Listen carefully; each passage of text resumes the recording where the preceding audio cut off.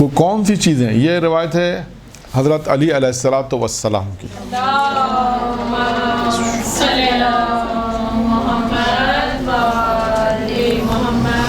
حضرت علی علیہ السلام فرماتے ہیں عبودیت 5 چیزوں کا نام ہے.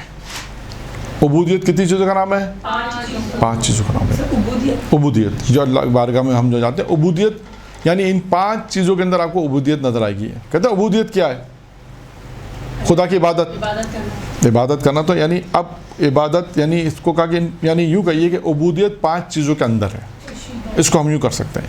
اب یہ فرمایا عبودیت 5 چیزیں. نمبر 1 لکھا ہے خالی شکم. خالی شکم سے کیا مراد ہے؟ انسان کے جب کم کھائے گا تو عبادت زیادہ کرے. ہاں ہے کیا کہہ رہے ہیں؟ روزہ رکھ کے لوگوں کا بلڈ پریشر بی پی لو ہو جاتا ہے. بس کا مطلب ہے اس عبودیت کی منزل پہ نہیں پہنچے. اس کا مطلب ہے عبودیت کی منزل پہ نہیں. مائنڈ آپ کا فاسٹ ہو جاتا ہے. وہ ڈیپینڈ کرتا ہے. وہ کہنے سست ہو جاتا ہے، آپ کہنے فاسٹ ہوتا ہے. میں کس کی بات مانوں؟ میڈیکل سائنس ہوتی ہے نا، میڈیکل سائنس بھی یہی کہتی ہے سر. ٹھیک ہے. آپ دیکھیں علی امیر المومنین نے جب 1400 سال پہلے جو کہہ دیا وہ آج امیر المومنین کہہ رہے ہیں. سوچیں آپ، امیر المومنین نے جو 1400 سال پہلے کہہ دیا. سر آپ نے لاسٹ ٹائم سنایا تھا کہ علم کو خالی پیٹ میں کرنا. ہاں وہ ہے. وہ 5 چیزوں پہ اللہ نے جو ابھی انہوں نے بیان کیا تھا وہ حدیث قدسی میں ہے. وہ خدا نے 6 چیزوں کو 6 چیزوں میں رکھا ہے. ٹھیک ہے. یہ روایت ہے امیر المومنین کی. عبودیت 5 چیزوں کا نام ہے، یعنی 5 چیزیں عبودیت. نمبر 1 خالی شکم سے مراد یہ کہ انسان کم کھائے گا. خالی شکم ہوگا تو عبادت زیادہ ہوگی. ٹھیک ہے. 1 نمبر 2 قرآن کی تلاوت. عبودیت کس میں رکھی ہے؟ تلاوت میں. اب آپ دیکھیں جتنا زیادہ انسان تلاوت قرآن کرے گا اتنا زیادہ مت پوچھے گا. یہاں پر میں شاید میں نے 2-3 سال پہلے ایک بات کہی تھی، دوبارہ بیان کر دوں کہ ایک کتاب میں نے پڑھا تھا کہ تلاوت قرآن کا ایک بہت سارے فوائد آپ نے پڑھے ہوں گے. ایک فائدہ اور ہے، یہ یوں کیسے کہ اسپیس کو بڑھاتا ہے. ویژن جیسے مثال میں آپ کو دوں کہ قرآن کرتا کیا ہے. اگر آپ قرآن کی تلاوت کریں تو آپ کو اس کا ایک فائدہ کیا ہوگا؟ وسعت کو بڑھاتا ہے. کیسے؟ پہلے میں آپ کو ایک مثال دوں. جیسے یہ میرا چشمہ ہے، یہ کیا کام کرتا ہے؟ مجھے دور کی چیز کو قریب کرتا ہے. اگر میں چشمہ اتار دوں تو دور کی چیز مجھے نظر نہیں آئے گی. تو اس چشمے نے کیا کام کیا؟ اس اسپیس کو کم کر دیا. اس اسپیس کو کم کر دیا. یہ مائک ہے، اگر مائک ہٹا دیں ابھی تو جو لوگ باہر بیٹھے ہیں وہ نہیں سن، آواز نہیں ہے کہ ان کو. اس کا مطلب اس مائک نے کیا کام کیا؟ اس اسپیس کو کم کر دیا، فاسٹ کر دیا. یعنی اس کو یوں کہیں کہ اس کی مائک اگر ہوگا تو وسعت کو بڑھائے گا.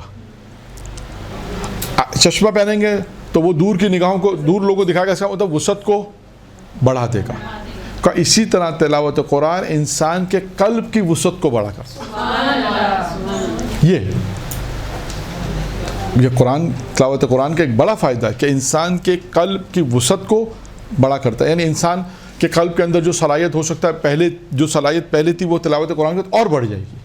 یعنی انسان کی سمجھنے کی صلاحیت بڑھ جائے گی، انسان کے اندر کام کرنے کی صلاحیت بڑھ جائے گی، انسان کی عقل جو تیز کام کرے گی، دل کی وسعت بڑھ جائے گی، تحمل بڑھ جائے گا. بہت ساری چیزیں اس کے فوائد ہیں قرآن تلاوت قرآن. یعنی ایک فائدہ تو یہ عبودیت کا فائدہ ہے تلاوت قرآن. یعنی امیر نے فرمایا عبودیت 5 چیزوں کا نام ہے. نمبر 1 خالی شکم، نمبر 2 قرآن کی تلاوت، نمبر 2 قرآن کی تلاوت. نمبر 3 ہے کہ رات کو عبادت کے لیے کھڑا ہونا.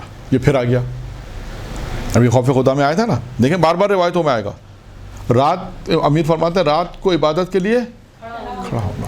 یہ عبودیت یہاں پوشیدہ ہے. عبودیت یہاں پوشیدہ. انسان رات کی تاریکی میں، دیکھیں ماہ مبارک رمضان میں تو انسان ویسے رات کو جاگنے کا نظام ہے تو انسان عبادت کر لیتا ہے. لیکن اصل آزمائش تو انسان کی ہے کہ عام دنوں شوال ذوالقعدہ میں پھر کتنا اٹھتا ہے، پھر اصل بحث آتی ہے. ابھی تو انسان کا ایک سسٹم انسان نے بنایا کہ رات کو جاگنا دن میں سونا. تو رات کو جاگتا ہے، چلو ٹھیک ہے، یہ بھی ایک ایڈوانٹیج ہے کہ انسان کے ایک سسٹم میں وہ جاگتا ہے تو چلو کم سے اسی بہانے وہ خدا کی عبادت کر لیتا ہے. لیکن یہ بھی ہے کہ رات کو عبادت کے لیے کھڑا ہونا. پھر ہے جو چوتھی چیز ہے کیا ہے؟ چوتھی چیز کیا ہے؟ صبح کے وقت خدا کی بارگاہ میں گر گرانا. صبح کے وقت خدا کی بارگاہ میں گڑ گرانا، رونا، راز و نیاز کرنا. یعنی یہ بھی ہے کہ صبح کے وقت یعنی یہ عبودیت یہاں چھپی ہوئی ہے. 5 چیزوں کا نام عبودیت ہے, امیر المومنین نے فرمایا. آپ دیکھیں یہ تمام چیزیں ہیں کہ جو انسان کی عبودیت انسان اگر یہ انجام دے گا تو اس مقام تک حاصل کرے گا, اس مقام تک پہنچے گا. اور آخر میں ہے کہ اللہ کا خوف رکھنا, اللہ کے خوف سے رونا, وہی خوف رکھنا یعنی رونا, گریا. 5 چیزیں ہیں جو عبودیت کے نام, یعنی ان 5 چیزوں کا نام عبودیت ہے امیر المومنین کی نگاہ میں, کہ 5 چیزیں جو ہیں وہ عبودیت ہیں.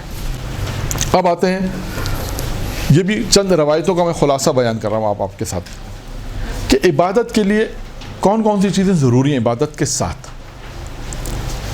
اس میں نے 6 چیزیں بیان کروں گا ابھی, 6 چیزیں, ویسے تو ہو سکتا ہے اور زیادہ بھی ہوں, لیکن مختلف روایت میں جتنا مجھے مل سکا وہ 6 چیزیں عبادت کے ساتھ ضروری ہیں. کم از کم یہ 6 چیزیں تو ہو, اور بھی ہو سکتا. میں نے عرض کیا کہ جتنی مجھے روایتیں ملی مختصر وقت میں جتنا میں نے جمع کر سکا, کہ جو روایتوں کو دیکھا تو اس میں روایتوں کے ساتھ ان چیزوں کو بیان کیا گیا. نمبر 1, عبادت کے ساتھ سب سے پہلی چیز ہے معرفت, جو بہت زیادہ آیا ہے کہ انسان اگر اللہ کی عبادت کر رہا ہے تو اللہ کی معرفت ہونی چاہیے.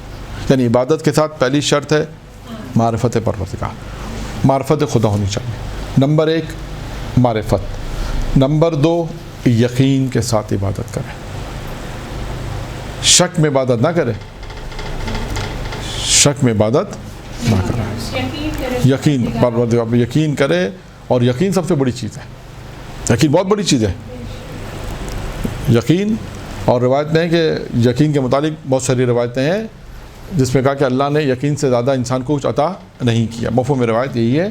یعنی پہلی چیز معرفت, عبادت کے ساتھ جو پہلی چیز ہے وہ معرفت ہے, دوسری چیز یقین ہے, تیسری چیز ہے علم ہونا چاہیے. عبادت کے ساتھ یہ علم ہو کہ کس کی عبادت کر رہا ہے, علم ہو خدا کے متعلق, علم ہونا چاہیے. صرف یہ نہیں کہ عبادت کرے جا رہا ہے, عبادت پتہ ہی نہیں, کسی نے پوچھا کس کی عبادت کی, بولا نہیں بس کوئی دوسرے لوگوں کو دیکھ دیکھ کے عبادت کر رہا ہوں, پتہ ہی نہیں کون ہے. یہ نہیں, علم ہو اس خدا کے متعلق, علم ہونا چاہیے. اور عبادت کے اور علم, عبادت کے ساتھ جو چیزیں ضروری ہوں علم کے ساتھ وہ بھی ہو. یعنی معرفت, یعنی عبادت کے ساتھ ساتھ معرفت ضروری ہے 1, یقین 2, علم, علم بھی ضروری ہے, علم ہونا چاہیے.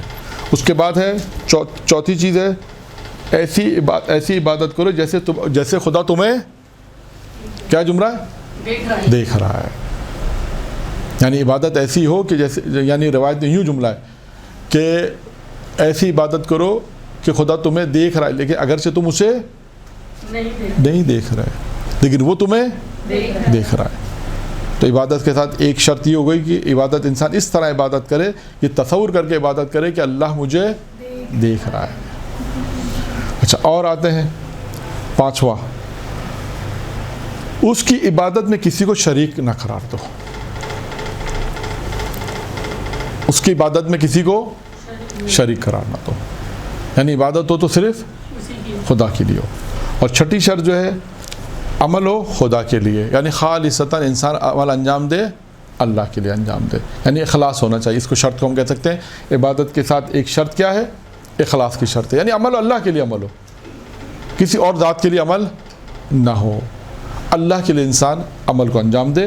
تو جو روایتیں میں نے دیکھی اور ان میں مجھے جو چیز نظر آئی وہ میں نے آپ کے سامنے بیان کر دی. یعنی ابتدائی طور پہ اگر ہم یہ کہہ سکتے ہیں کہ اگر انسان عبادت کرنا چاہتا ہے تو یہ کم سے کم یہ 6 چیزیں تو ہو عبادت کے لیے, کہ باقی چیزیں بھی اور بھی آپ کو مختلف کتابوں میں یا مختلف علماء اکرام بیان کریں گے. عبادت میں یہ 6 چیزیں ہم نے بیان کی ہیں عبادت کے لیے, جو شاید یوں کہہ سکتے ہیں یہ بیسکلی ہیں. اسٹیپ بائی اسٹیپ اگر دیکھیں بنیادی طور پہ تو معرفت ضروری ہے عبادت کے لیے. عبادت کے لیے یقین کا ہونا بھی ضروری ہے جس خدا کی عبادت کر رہے ہیں. پھر اس کے بعد علم کا ہونا ضروری ہے, اور ایسی عبادت کرو جیسے خدا تمہیں دیکھ رہا ہے. ایسے خدا کی عبادت میں کسی کو شریک قرار نہ دو, اور اخلاص کے ساتھ عبادت کرو. یہ 6 شرطیں عبادت کے لیے قرار دی گئی. درود پڑھیں محمد و آل محمد.